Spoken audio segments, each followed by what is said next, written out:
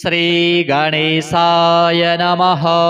अथ श्रीगणेशकवचम्। गौर्युवाच एषोऽति चपलो दैत्यान् बाल्येऽपि नाशयत्यहो। अग्रे किं कर्म कर्तेति न जाने मुनिसत्तम। दैत्या नानाविधा दुष्टाः साधुदेवद्रुहः खलाः। अतोऽस्य कण्ठे किञ्चित्त्वं रक्षार्थं बद्धमर्हसि। मुनिरुवाच ध्यायेत् सिंहहतं विनायकममुं दिग्बाहुमाद्ये युगे। त्रेतायां तु मयूरवाहनममुं षड्बाहुकं सिद्धिदं। द्वापरे तु गजाननं युगभुजं रक्ताङ्गरागं विभुं। तुर्ये तु द्विभुजं शिताङ्गरुचिरं सर्वार्थदं सर्वदा। विनायकः शिखां पातु परमात्मा परात्परः। अतिसुन्दरकायस्तु मस्तकं सुमुहोत्कटः। ललाटं कश्यपः पातु भ्रियुगं तु महोदरः। नयने भालचन्द्रस्तु गजास्यस्तोष्ठपल्लवौ। जिह्वां पातु गणक्रीडश्चिबुकं गिरिजासुतः। वाचं विनायकः पातु दन्तान् रक्षतु विघ्नः। श्रवणौ पाशपाणिस्तु नासिकां चिन्तितार्थदः। गणेशस्तु मुखं कण्ठं पातु देवो गणञ्जयः। स्कन्धौ पातु गजस्कन्धः स्तनौ विघ्नविनाशनः। हृदयं गणनाथस्तु हेरम्बोजठरं महान्। धराधरः पातु पार्श्वौ पृष्ठं विघ्नहरः शुभः। लिङ्गं गुह्यं सदा पातु वक्रतुण्डो महाबलः। गणक्रीडो जानुजङ्घे ऊरू मङ्गलमूर्तिमान्। एकदन्तो महाबुद्धिः पादौ गुल्फौ सदावतु। क्षिप्रप्रसादनो बाहु पाणि आशाप्रपूरकः। अङ्गुलिश्च नखान् पातु पद्महस्तोरिनाशनः। सर्वाङ्गानि मयूरेशो विश्वव्यापी सदावतु। अनुक्तमपि यत्स्थानं धूम्रकेतुः सदावतु। आमोदस्त्वग्रतः पातु प्रमोदः पृष्ठतोऽवतु। प्राच्यां रक्षतु बुद्धिश आग्नेयां सिद्धिदायकः।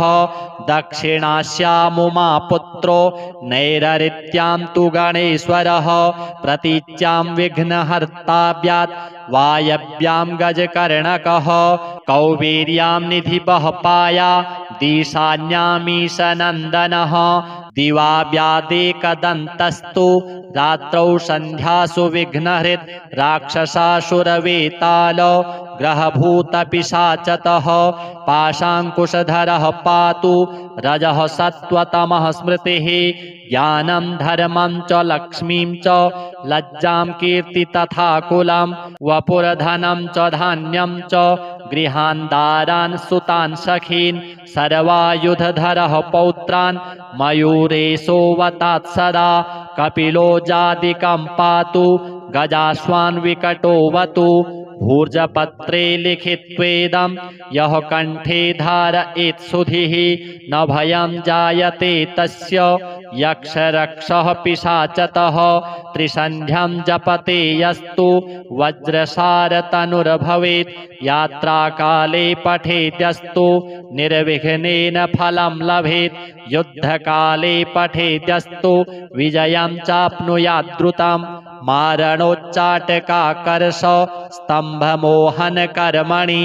सप्तवारं जपेदेतत् दिनानामेकविंशतिं। तत्तत्फलवाप्नोति साधको नात्र संशयः। एकविंशतिवारं यः पठेत्तावद्दिनानि यः। कारागृहगतं सद्यो राज्ञा वध्यं च मोचयेत्। राजदर्शनवेलायां पठेदेतत्त्रिवारतः। सौराजसं वशं नीत्वा प्रकृतिश्च सभां जयेत्। इदं गणेशकवचं कश्यपेन समीरितं। मुद्गलाय च ते नाथ माण्डव्याय महर्षये। मह्यं सप्राह कृपया कवचं सर्वसिद्धिदं।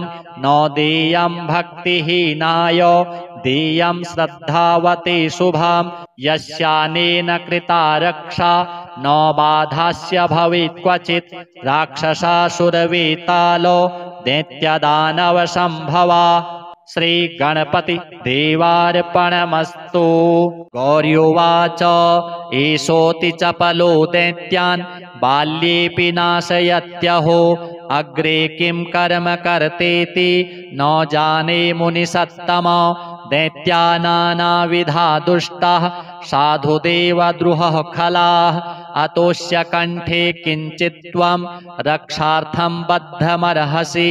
मुनिरुवाच ध्यायेत् सिंहहतं विनायकममुं दिग्बाहुमाद्ये युगे त्रेतायां तु मयूरवाहनममुं षड्बाहुकं सिद्धिदं द्वापरे तु गजाननं युगभुजं रक्ताङ्गरागं विभुं तुर्ये तु द्विभुजं शिताङ्गरुचिरं सर्वार्थदं सर्वदा विनायकः शिखां पातु परमात्मा परात्परः अतिसुन्दरकायस्तु मस्तकं सुमुहोत्कटः ललाटं कश्यपः पातु भ्रियुगं तु महोदरः नयने भालचन्द्रस्तु गजास्यस्तोष्ठपल्लवौ जिह्वां पातु गणक्रीडस् चिबुकं गिरिजासुतः वाचं विनायकः पातु दन्तान् रक्षतु विघ्नः श्रवणौ पाशपाणिस्तु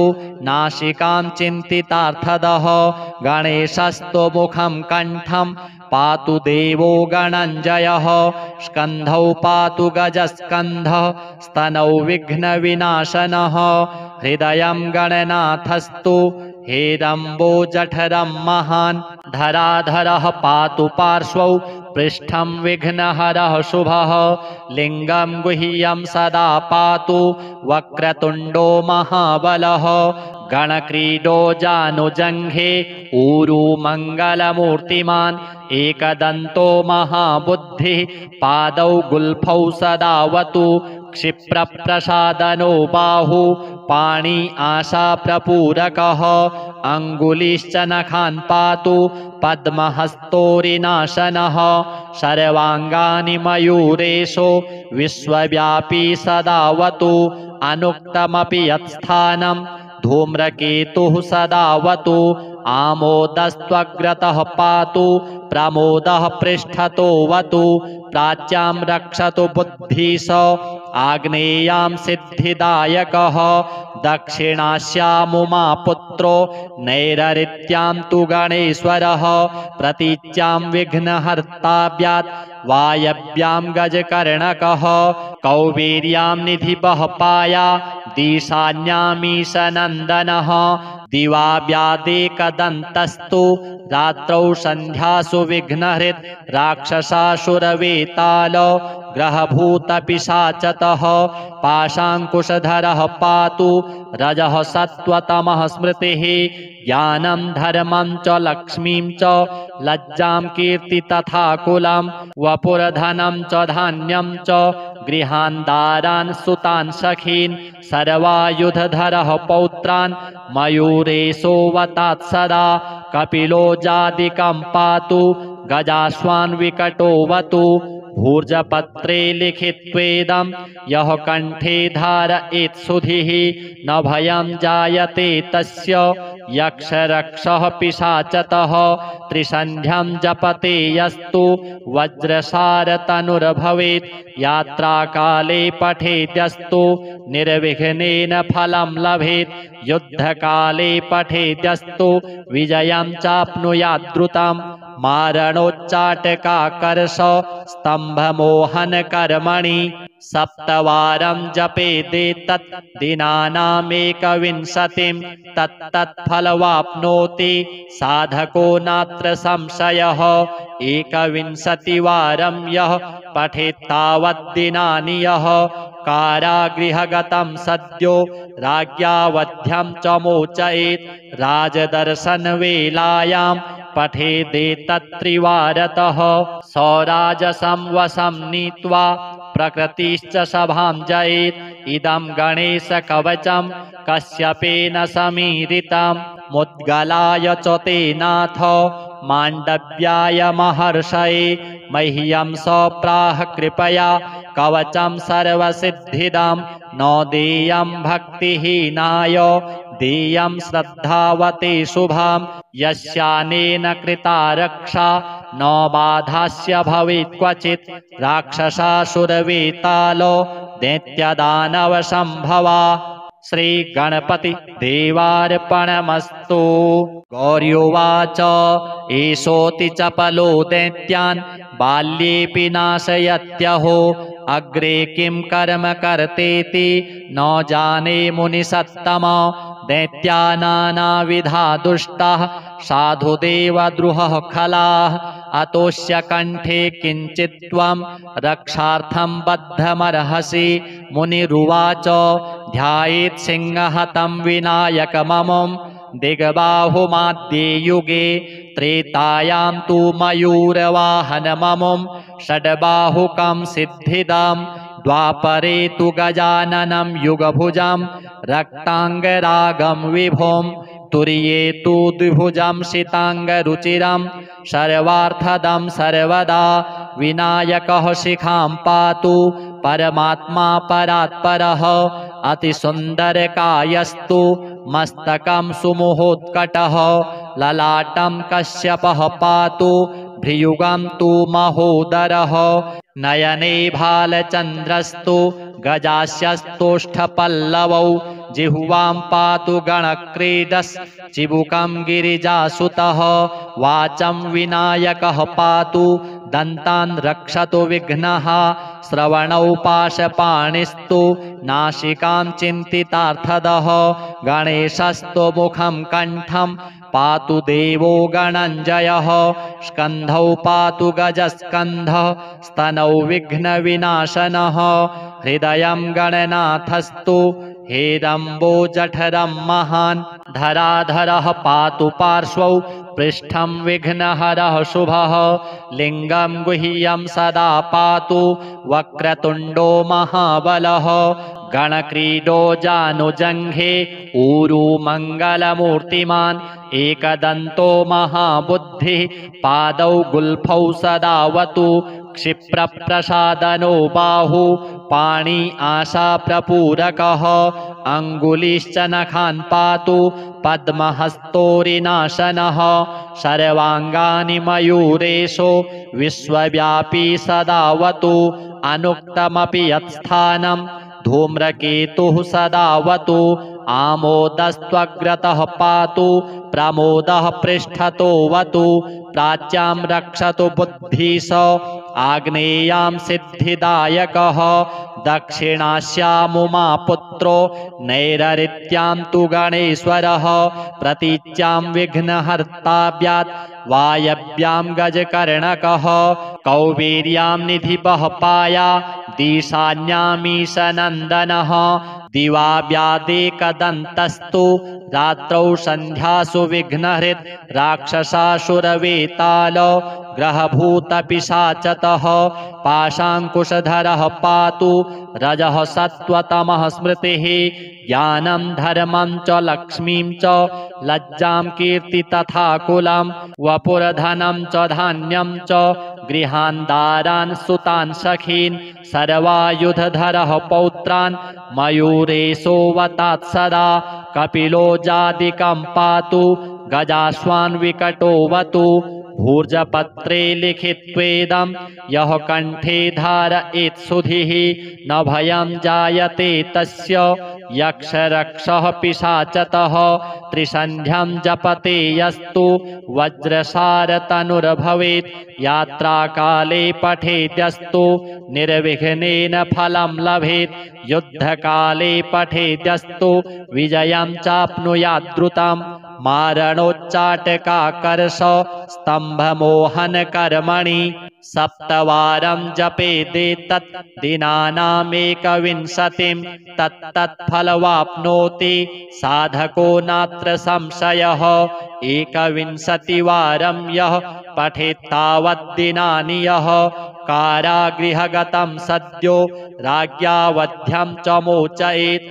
राजदर्शनवेलायां पठेदेतत्त्रिवारतः सौराजसं वशं नीत्वा प्रकृतिश्च सभां जयेत् इदं गणेशकवचं कश्यपेन समीरितं मुद्गलाय च ते नाथ माण्डव्याय महर्षये मह्यं सप्राह कृपया कवचं सर्वसिद्धिदं न देयं भक्तिहीनाय देयं श्रद्धावते शुभं यस्यानेन कृता रक्षा न बाधास्य भवेत् क्वचित् राक्षसासुरवेतालो दैत्यदानवसम्भवा। श्री गणपति देवार्पणमस्तु। गौर्योवाच एषोऽति चपलो दैत्यान् बाल्येऽपि नाशयत्यहो अग्रे किं कर्म कर्तेति न जाने मुनिसत्तम दैत्या नानाविधा दुष्टाः साधुदेवद्रुहः खलाः अतोऽस्य कण्ठे किञ्चित्त्वं रक्षार्थं बद्धमर्हसि। मुनिरुवाच ध्यायेत् सिंहहतं विनायकममुं दिग्बाहुमाद्ये युगे त्रेतायां तु मयूरवाहनममुं षड्बाहुकं सिद्धिदं द्वापरे तु गजाननं युगभुजं रक्ताङ्गरागं विभुं तुर्ये तु द्विभुजं शिताङ्गरुचिरं सर्वार्थदं सर्वदा विनायकः शिखां पातु परमात्मा परात्परः अतिसुन्दरकायस्तु मस्तकं सुमुहोत्कटः ललाटं कश्यपः पातु भ्रियुगं तु महोदरः नयने भालचन्द्रस्तु गजास्यस्तोष्ठपल्लवौ जिह्वां पातु गणक्रीडश्चिबुकं गिरिजासुतः वाचं विनायकः पातु दन्तान् रक्षतु विघ्नः श्रवणौ पाशपाणिस्तु नासिकां चिन्तितार्थदः गणेशस्तु मुखं कण्ठं पातु देवो गणञ्जयः स्कन्धौ पातु गजस्कन्धः स्तनौ विघ्नविनाशनः हृदयं गणनाथस्तु हेरम्बो जठरं महान् धराधरः पातु पार्श्वौ पृष्ठं विघ्नहरः शुभः लिङ्गं गुह्यं सदा पातु वक्रतुण्डो महाबलः गणक्रीडो जानुजङ्घे ऊरू मङ्गलमूर्तिमान् एकदन्तो महाबुद्धिः पादौ गुल्फौ सदावतु क्षिप्रप्रसादनो बाहु पाणि आशाप्रपूरकः अङ्गुलिश्च नखान् पातु पद्महस्तोरिनाशनः सर्वाङ्गानि मयूरेशो विश्वव्यापी सदावतु अनुक्तमपि यत्स्थानं धूम्रकेतुः सदावतु आमोदस्त्वग्रतः पातु प्रमोदः पृष्ठतोऽवतु प्राच्यां रक्षतु बुद्धिश आग्नेयां सिद्धिदायकः दक्षिणास्यामुमापुत्रो नैररित्यां तु गणेश्वरः प्रतीच्यां विघ्नहर्ताव्यात् वायव्यां गजकर्णकः कौबेर्यां निधिपः पाया दिशान्यामीशनन्दनः दिवाव्यादेकदन्तस्तु रात्रौ सन्ध्यासु विघ्नहृत् राक्षसासुरवेताल ग्रहभूतपिशाचतः पाशाङ्कुशधरः पातु रजः सत्त्वतमः स्मृतिः ज्ञानं धर्मं च लक्ष्मीं च लज्जां कीर्ति तथा कुलं वपुर्धनं च धान्यं च गृहान् दारान् सुतान् सखीन् सर्वायुधधरः पौत्रान् मयूरेशोऽवतात् सदा कपिलो जादिकं पातु गजाश्वान् विकटोऽवतु भूर्जपत्रे लिखित्वेदं यः कण्ठे धारयेत् सुधिः न भयं जायते तस्य यक्षरक्षः पिशाचतः त्रिसन्ध्यं जपते यस्तु वज्रसारतनुर्भवेत् यात्राकाले पठेद्यस्तु निर्विघ्नेन फलं लभेत् युद्धकाले पठेद्यस्तु विजयं चाप्नुयाद्रुतं मारणोच्चाटकाकर्ष स्तम्भमोहनकर्मणि सप्तवारं जपेदेतत् दिनानामेकविंशतिं तत्तत्फलवाप्नोति साधको नात्र संशयः। एकविंशतिवारं यः पठेत्तावद्दिनानि यः कारागृहगतं सद्यो राज्ञावध्यं च मोचयेत् राजदर्शनवेलायां पठेदेतत्त्रिवारतः। सौराजसं वशं नीत्वा प्रकृतिश्च सभां जयेत्।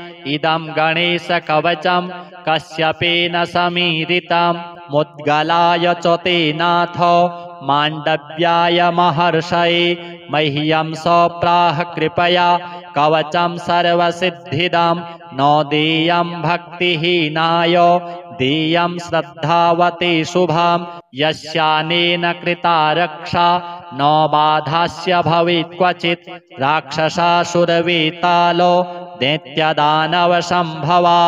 श्री गणपति देवार्पणमस्तु। गौर्योवाच एषोऽति चपलो दैत्यान् बाल्येऽपि नाशयत्यहो अग्रे किं कर्म कर्तेति न जाने मुनिसत्तम दैत्या नानाविधा दुष्टाः साधुदेवद्रुहः खलाः अतोऽस्य कंठे किञ्चित्त्वं रक्षार्थं बद्धमर्हसि। मुनिरुवाच ध्यायेत् सिंहहतं विनायकममुं दिग्बाहुमाद्ये युगे त्रेतायां तु मयूरवाहनममुं षड्बाहुकं सिद्धिदं द्वापरे तु गजाननं युगभुजं रक्ताङ्गरागं विभुं तुर्ये तु द्विभुजं शिताङ्गरुचिरं सर्वार्थदं सर्वदा विनायकः शिखां पातु परमात्मा परात्परः अतिसुन्दरकायस्तु मस्तकं सुमुहोत्कटः ललाटं कश्यपः पातु भ्रियुगं तु महोदरः नयने भालचन्द्रस्तु गजास्यस्तोष्ठपल्लवौ जिह्वां पातु गणक्रीडस् चिबुकं गिरिजासुतः वाचं विनायकः पातु दन्तान् रक्षतु विघ्नः श्रवणौ पाशपाणिस्तु नासिकां चिन्तितार्थदः गणेशस्तु मुखं कण्ठं पातु देवो गणञ्जयः स्कन्धौ पातु गजस्कन्धः स्तनौ विघ्नविनाशनः हृदयं गणनाथस्तु हेरम्बोजठरं महान् धराधरः पातु पार्श्वौ पृष्ठं विघ्नहरः शुभः लिङ्गं गुह्यं सदा पातु वक्रतुण्डो महाबलः गणक्रीडो जानुजङ्घे ऊरू मङ्गलमूर्तिमान् एकदन्तो महाबुद्धिः पादौ गुल्फौ सदावतु क्षिप्रप्रसादनो बाहु पाणि आशाप्रपूरकः अङ्गुलिश्च नखान् पातु पद्महस्तोरिनाशनः सर्वाङ्गानि मयूरेशो विश्वव्यापी सदावतु अनुक्तमपि यत्स्थानं धूम्रकेतुः सदावतु आमोदस्त्वग्रतः पातु प्रमोदः पृष्ठतोऽवतु प्राच्यां रक्षतु बुद्धिश आग्नेयां सिद्धिदायकः दक्षिणास्यामुमापुत्रो नैररित्यां तु गणेश्वरः प्रतीच्यां विघ्नहर्ताव्यात् वायव्यां गजकर्णकः कौबीर्यां निधिपः पाया दिशान्यामीशनन्दनः दिवाव्यादेकदन्तस्तु रात्रौ सन्ध्यासु विघ्नहृत् राक्षसासुरवेताल ग्रहभूतपिशाचतः पाशाङ्कुशधरः पातु रजः सत्त्वतमः स्मृतिः ज्ञानं धर्मं च लक्ष्मीं च लज्जां कीर्ति तथा कुलं वपुरधनं च धान्यं च गृहान् दारान् सुतान् सखीन् सर्वायुधधरः पौत्रान् मयूरेशोऽवतात् सदा कपिलो जादिकं पातु गजाश्वान् विकटोऽवतु भूर्जपत्रे लिखित्वेदं यः कण्ठे धारयेत् सुधिः न भयं जायते तस्य यक्षरक्षः पिशाचतः त्रिसन्ध्यं जपते यस्तु वज्रसारतनुर्भवेत् यात्राकाले पठेद्यस्तु निर्विघ्नेन फलं लभेत् युद्धकाले पठेद्यस्तु विजयं चाप्नुयात् द्रुतं मारणोच्चाटकाकर्ष स्तम्भमोहनकर्मणि सप्तवारं जपेदेतत् दिनानामेकविंशतिं तत्तत्फलवाप्नोति साधको नात्र संशयः एकविंशतिवारं यः पठेत्तावद्दिनानि यः कारागृहगतं सद्यो राज्ञा वध्यं च मोचयेत् राजदर्शनवेलायां पठेदेतत्त्रिवारतः सौराजसं वशं नीत्वा प्रकृतिश्च सभां जयेत् इदं गणेशकवचं कश्यपेन समीरितं मुद्गलाय च ते नाथ माण्डव्याय महर्षये मह्यं सप्राह कृपया कवचं सर्वसिद्धिदं न देयं भक्तिहीनाय देयं श्रद्धावते शुभं यस्यानेन कृता रक्षा न बाधास्य भवेत् क्वचित् राक्षसासुरवेतालो दैत्यदानवसम्भवा। श्री गणपति देवार्पणमस्तु। गौर्योवाच एषोऽति चपलो दैत्यान् बाल्येऽपि नाशयत्यहो अग्रे किं कर्म कर्तेति न जाने मुनिसत्तम दैत्या नानाविधा दुष्टाः साधुदेवद्रुहः खलाः अतोऽस्य कण्ठे किञ्चित् त्वं रक्षार्थं बद्धमर्हसि। मुनिरुवाच ध्यायेत् सिंहहतं विनायकममुं दिग्बाहुमाद्ये युगे त्रेतायां तु मयूरवाहनममुं षड्बाहुकं सिद्धिदं द्वापरे तु गजाननं युगभुजं रक्ताङ्गरागं विभुं तुर्ये तु द्विभुजं शिताङ्गरुचिरं सर्वार्थदं सर्वदा विनायकः शिखां पातु परमात्मा परात्परः अतिसुन्दरकायस्तु मस्तकं सुमुहोत्कटः ललाटं कश्यपः पातु भ्रियुगं तु महोदरः नयने भालचन्द्रस्तु गजास्यस्तोष्ठपल्लवौ जिह्वां पातु गणक्रीडस् चिबुकं गिरिजासुतः वाचं विनायकः पातु दन्तान् रक्षतु विघ्नः श्रवणौ पाशपाणिस्तु नासिकां चिन्तितार्थदः गणेशस्तु मुखं कण्ठं पातु देवो गणञ्जयः स्कन्धौ पातु गजस्कन्धः स्तनौ विघ्नविनाशनः हृदयं गणनाथस्तु हेरम्बो जठरं महान् धराधरः पातु पार्श्वौ पृष्ठं विघ्नहरः शुभः लिङ्गं गुह्यं सदा पातु वक्रतुण्डो महाबलः गणक्रीडो जानुजङ्घे ऊरू मङ्गलमूर्तिमान् एकदन्तो महाबुद्धिः पादौ गुल्फौ सदावतु क्षिप्रप्रसादनो बाहु पाणि आशाप्रपूरकः अङ्गुलिश्च नखान् पातु पद्महस्तोरिनाशनः सर्वाङ्गानि मयूरेशो विश्वव्यापी सदावतु अनुक्तमपि यत्स्थानं धूम्रकेतुः सदावतु आमोदस्त्वग्रतः पातु प्रमोदः पृष्ठतोऽवतु प्राच्यां रक्षतु बुद्धिश आग्नेयां सिद्धिदायकः दक्षिणास्यामुमापुत्रो नैररित्यां तु गणेश्वरः प्रतीच्यां विघ्नहर्ताव्यात् वायव्यां गजकर्णकः कौबीर्यां निधिपः पाया दिशान्यामीशनन्दनः दिवाव्यादेकदन्तस्तु रात्रौ सन्ध्यासु विघ्नहृत् राक्षसासुरवेताल ग्रहभूतपिशाचतः पाशाङ्कुशधरः पातु रजः सत्त्वतमः स्मृतिः ज्ञानं धर्मं च लक्ष्मीं च लज्जां कीर्ति तथा कुलं वपुर्धनं च धान्यं च गृहान् दारान् सुतान् सखीन् सर्वायुधधरः पौत्रान् मयूरेशोऽवतात् सदा कपिलो जादिकं पातु गजाश्वान् विकटोऽवतु भूर्जपत्रे लिखित्वेदं यः कण्ठे धारयेत् सुधिः न भयं जायते तस्य यक्षरक्षः पिशाचतः त्रिसन्ध्यं जपते यस्तु वज्रसारतनुर्भवेत् यात्राकाले पठेद्यस्तु निर्विघ्नेन फलं लभेत् युद्धकाले पठेद्यस्तु विजयं चाप्नुयात् द्रुतम् मारणोच्चाटकाकर्ष स्तम्भमोहनकर्मणि सप्तवारं जपेदेतत् दिनानामेकविंशतिं तत्तत्फलवाप्नोति साधको नात्र संशयः एकविंशतिवारं यः पठेत्तावद्दिनानि यः कारागृहगतं सद्यो राज्ञा वध्यं च मोचयेत्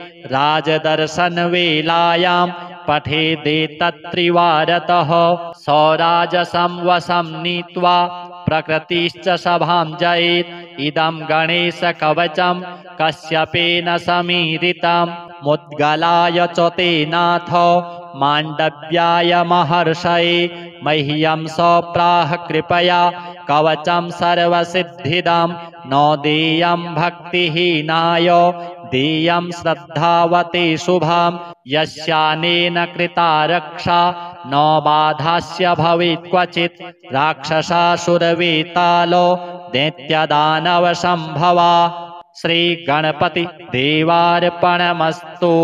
गौर्योवाच एषोऽति चपलो दैत्यान् बाल्येऽपि नाशयत्यहो अग्रे किं कर्म कर्तेति न जाने मुनिसत्तम दैत्या नानाविधा दुष्टाः साधुदेवद्रुहः खलाः अतोऽस्य कण्ठे किञ्चित् त्वं रक्षार्थं बद्धमर्हसि मुनिरुवाच ध्यायेत् सिंहहतं विनायकममुं दिग्बाहुमाद्ये युगे त्रेतायां तु मयूरवाहनममुं षड्बाहुकं सिद्धिदं द्वापरे तु गजाननं युगभुजं रक्ताङ्गरागं विभुं तुर्ये तु द्विभुजं शिताङ्गरुचिरं सर्वार्थदं सर्वदा विनायकः शिखां पातु परमात्मा परात्परः अतिसुन्दरकायस्तु मस्तकं सुमुहोत्कटः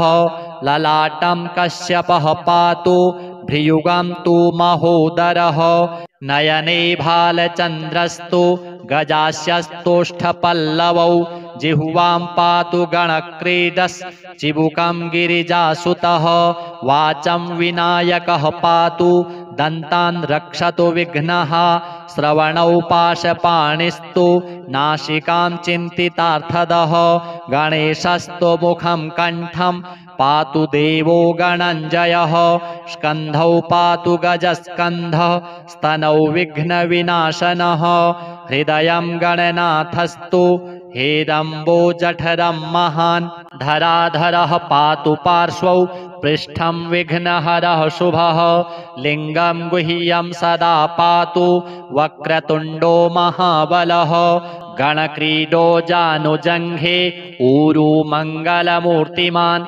एकदन्तो महाबुद्धिः पादौ गुल्फौ सदावतु क्षिप्रप्रसादनो बाहु पाणि आशाप्रपूरकः अङ्गुलिश्च नखान् पातु पद्महस्तोरिनाशनः सर्वाङ्गानि मयूरेशो विश्वव्यापी सदावतु अनुक्तमपि यत्स्थानं धूम्रकेतुः सदावतु आमोदस्त्वग्रतः पातु प्रमोदः पृष्ठतोऽवतु प्राच्यां रक्षतु बुद्धिश आग्नेयां सिद्धिदायकः दक्षिणास्यामुमापुत्रो नैररित्यां तु गणेश्वरः प्रतीच्यां विघ्नहर्ताव्यात् वायव्यां गजकर्णकः कौबीर्यां निधिपः पाया दिशान्यामीशनन्दनः दिवाव्यादेकदन्तस्तु रात्रौ सन्ध्यासु विघ्नहृत् राक्षसासुरवेताल ग्रहभूतपिशाचतः पाशाङ्कुशधरः पातु रजः सत्त्वतमः स्मृतिः ज्ञानं धर्मं च लक्ष्मीं च लज्जां कीर्ति तथा कुलं वपुरधनं च धान्यं च गृहान् दारान् सुतान् सखीन् सर्वायुधधरः पौत्रान् मयूरेशोऽवतात् सदा कपिलो जादिकं पातु गजाश्वान् विकटोऽवतु भूर्जपत्रे लिखित्वेदं यः कण्ठे धारयेत् सुधिः न भयं जायते तस्य यक्षरक्षः पिशाचतः त्रिसन्ध्यं जपते यस्तु वज्रसारतनुर्भवेत् यात्राकाले पठेद्यस्तु निर्विघ्नेन फलं लभेत् युद्धकाले पठेद्यस्तु विजयं चाप्नुयाद्रुतं मारणोच्चाटकाकर्ष स्तम्भमोहनकर्मणि सप्तवारं जपेदेतत् दिनानामेकविंशतिं तत्तत्फलवाप्नोति साधको नात्र संशयः एकविंशतिवारं यः पठेत्तावद्दिनानि यः कारागृहगतं सद्यो राज्ञावध्यं च मोचयेत् राजदर्शनवेलायां पठेदेतत्त्रिवारतः सौराजसं वशं नीत्वा प्रकृतिश्च सभां जयेत् इदं गणेशकवचं कश्यपेन समीरितं मुद्गलाय च ते नाथ माण्डव्याय महर्षये मह्यं सप्राह कृपया कवचं सर्वसिद्धिदं न देयं भक्तिहीनाय देयं श्रद्धावते शुभां यस्यानेन कृता रक्षा न बाधास्य भवेत् क्वचित् राक्षसासुरवेतालो दैत्यदानवसम्भवा श्रीगणपति देवार्पणमस्तु। गौर्योवाच एषोऽति चपलो दैत्यान् बाल्येऽपि नाशयत्यहो अग्रे किं कर्म कर्तेति न जाने मुनिसत्तम दैत्या नानाविधा दुष्टाः साधुदेवद्रुहः खलाः अतोऽस्य कण्ठे किञ्चित् त्वं रक्षार्थं बद्धमर्हसि मुनिरुवाच ध्यायेत् सिंहहतं विनायकममुं दिग्बाहुमाद्ये युगे त्रेतायां तु मयूरवाहनममुं षड्बाहुकं सिद्धिदं द्वापरे तु गजाननं युगभुजं रक्ताङ्गरागं विभुं तुर्ये तु द्विभुजं शिताङ्गरुचिरं सर्वार्थदं सर्वदा विनायकः शिखां पातु परमात्मा परात्परः अतिसुन्दरकायस्तु मस्तकं सुमुहोत्कटः ललाटं कश्यपः पातु भ्रियुगं तु महोदरः नयने भालचन्द्रस्तु गजास्यस्तोष्ठपल्लवौ जिह्वां पातु गणक्रीडश्चिबुकं गिरिजासुतः वाचं विनायकः पातु दन्तान् रक्षतु विघ्नः श्रवणौ पाशपाणिस्तु नासिकां चिन्तितार्थदः गणेशस्तु मुखं कण्ठं पातु देवो गणञ्जयः स्कन्धौ पातु गजस्कन्धः स्तनौ विघ्नविनाशनः हृदयं गणनाथस्तु हेरम्बोजठरं महान् धराधरः पातु पार्श्वौ पृष्ठं विघ्नहरः शुभः लिङ्गं गुह्यं सदा पातु वक्रतुण्डो महाबलः गणक्रीडो जानुजङ्घे ऊरू मङ्गलमूर्तिमान् एकदन्तो महाबुद्धिः पादौ गुल्फौ सदावतु क्षिप्रप्रसादनो बाहु पाणि आशाप्रपूरकः अङ्गुलिश्च नखान् पातु पद्महस्तोरिनाशनः सर्वाङ्गानि मयूरेशो विश्वव्यापी सदावतु अनुक्तमपि यत्स्थानं धूम्रकेतुः सदावतु आमोदस्त्वग्रतः पातु प्रमोदः पृष्ठतोऽवतु प्राच्यां रक्षतु बुद्धिश आग्नेयां सिद्धिदायकः दक्षिणास्यामुमापुत्रो नैररित्यां तु गणेश्वरः प्रतीच्यां विघ्नहर्ताव्यात् वायव्यां गजकर्णकः कौबेर्यां निधिपः पाया दिशान्यामीशनन्दनः दिवाव्यादेकदन्तस्तु रात्रौ सन्ध्यासु विघ्नहृत् राक्षसासुरवेताल ग्रहभूतपिशाचतः पाशाङ्कुशधरः पातु रजः सत्त्वतमः स्मृतिः ज्ञानं धर्मं च लक्ष्मीं च लज्जां कीर्ति तथा कुलं वपुर्धनं च धान्यं च गृहान् दारान् सुतान् सखीन् सर्वायुधधरः पौत्रान् मयूरेशोऽवतात् सदा कपिलो जादिकं पातु गजाश्वान् विकटोऽवतु भूर्जपत्रे लिखित्वेदं यः कण्ठे धारयेत् सुधिः न भयं जायते तस्य यक्षरक्षः पिशाचतः त्रिसन्ध्यं जपते यस्तु वज्रसारतनुर्भवेत् यात्राकाले पठेद्यस्तु निर्विघ्नेन फलं लभेत् युद्धकाले पठेद्यस्तु विजयं चाप्नुयात् द्रुतं मारणोच्चाटकाकर्ष स्तम्भमोहनकर्मणि सप्तवारं जपेदेतत् दिनानामेकविंशतिं तत्तत्फलवाप्नोति साधको नात्र संशयः एकविंशतिवारं यः पठेत्तावद्दिनानि यः कारागृहगतं सद्यो राज्ञा वध्यं च मोचयेत् राजदर्शनवेलायां पठेदेतत्त्रिवारतः सौराजसं वशं नीत्वा प्रकृतिश्च सभां जयेत् इदं गणेशकवचं कश्यपेन समीरितं मुद्गलाय च ते नाथ माण्डव्याय महर्षये मह्यं सप्राह कृपया कवचं सर्वसिद्धिदं न देयं भक्तिहीनाय देयं श्रद्धावते शुभं यस्यानेन कृता रक्षा न बाधास्य भवेत् क्वचित् राक्षसासुरवेतालो दैत्यदानवसम्भवा। श्रीगणपति देवार्पणमस्तु।